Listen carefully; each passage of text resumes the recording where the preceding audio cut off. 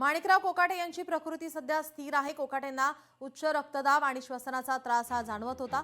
आज डिस्चार्ज देण्याबाबत माहिती समोर येण्याची शक्यता आहे। माणिकराव कोकाटे यांच्यावर कालपासून लीलावती रुग्णालयामध्ये उपचार सुरू आहेत। त्यांची प्रकृती सध्या स्थिर आहे।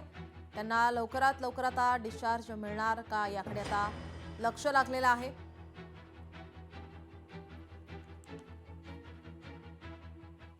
माणिकराव कोकाटे यांच्याकडून क्रीडा खातं हे काढून घेण्यात आलेलं आहे। सदनिका गैरव्यवहार प्रकरण त्यांना आता भोवलंय। माणिकराव कोकाटेंचं खातं अजित पवार यांच्याकडे असणार आहे। फडणवीसांची शिफारस राज्यपालांनी मान्य केली आहे।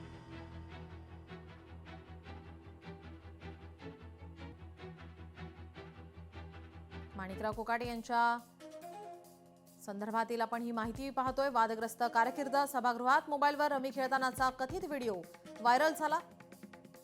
पीक विम्यासाठी शेतकऱ्यांकडून 1 रुपया घेणारं शासन भिकारी असं वक्तव्य त्यांनी केलं होतं।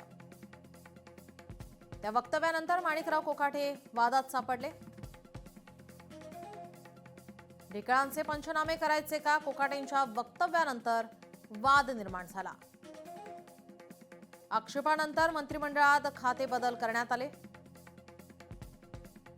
कोकाटेंचं कृषी खातं दत्ता भरणेंना आणि क्रीडा खातं कोकाटेंना देण्यात आलं।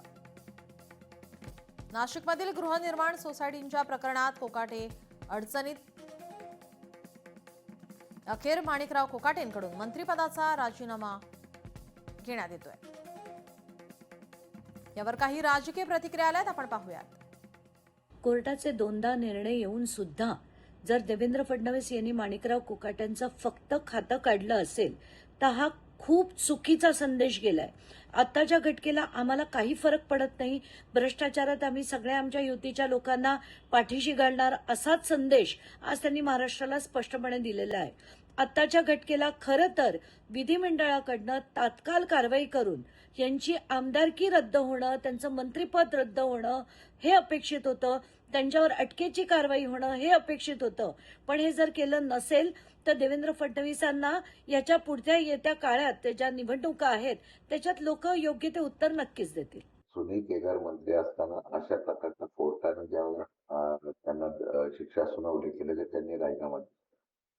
माझ्या माहितीप्रमाणे महाराष्ट्रामध्ये ज्याप्रमाणे नियम आहे, कोर्टाच्या आदेशानंतर राजीनामा दिला जातो, तशा प्रकारचा राजीनामा घेणे गरजेचं होतं। डिस्ट्रिक्ट कोर्टाचा निर्णय झाल्यानंतर हायकोर्टाचा निर्णय होईपर्यंत तो राजीनामा प्रलंबित ठेवला। आता सुद्धा तो राजीनामा आपण तसाच खाती फक्त काढून घेतलेली आहे आणि उद्या कोर्टातून काय निर्णय होईल अशा प्रकारचा निर्णयाची वाट बघण्याचा मुख्यमंत्र्यांनी निर्णय घेतलेला दिसतो।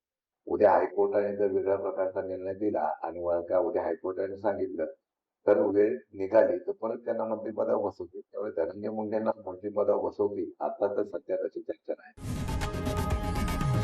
लोकशाही मराठी ऐका, पहा, जागरूक रहा।